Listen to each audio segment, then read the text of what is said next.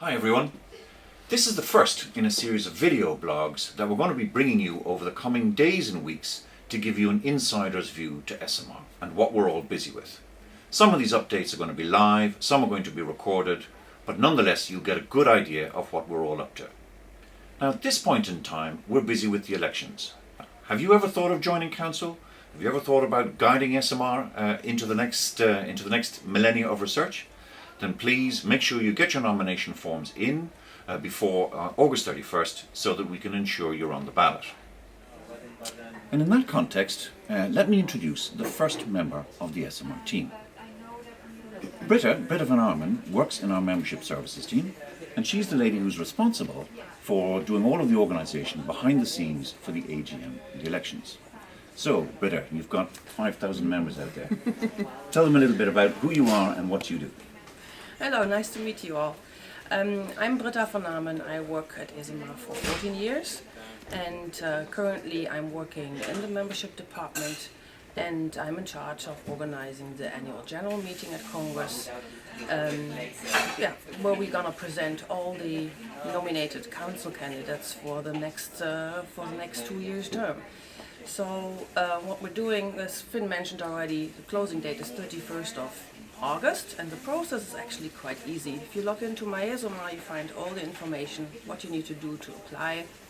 You send us your form, you need 5 current members to support your nomination, and then I'll guide you through the rest of the process. So, but at the AGM, it's not just elections that we have to worry about, is it? There are other points that occasionally we have to include as well. Yeah, of course. So at the AGM, first of all, we review what happened throughout the last year, so that all the members on site are up to date of all the projects we worked on, financial statements and so forth. So we get a complete review of the last 12 months. And once in a while we need to review, of course, our membership fees, so that's something that the members vote on.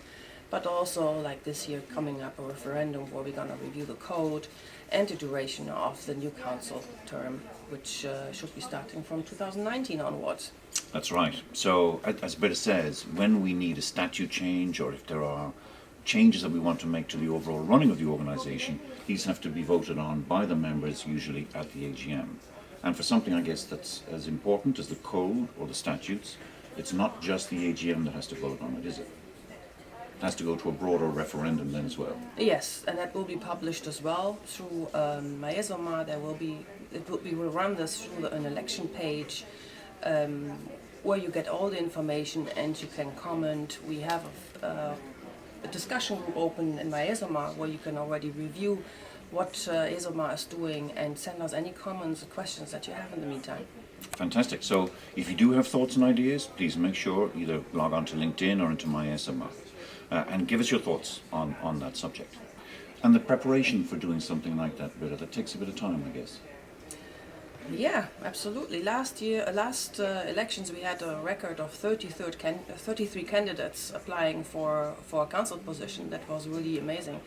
So this year, I think it's due to holiday season, it's a little slower, but there's still time to come, so I still expect that there will be a little run. Fantastic, fantastic. So like we said, make sure that if you want to present for council, get those nomination forms in. And if you're interested in looking at the statute change or indeed at the code proposal, make sure you log on to the website and get all those details. So, Britta, thanks a million, and great to have you on the team. Thanks for doing all the work for the AGM, and I guess we'll see you in New Orleans. Yeah, absolutely. See you there. Fantastic. Thanks a million.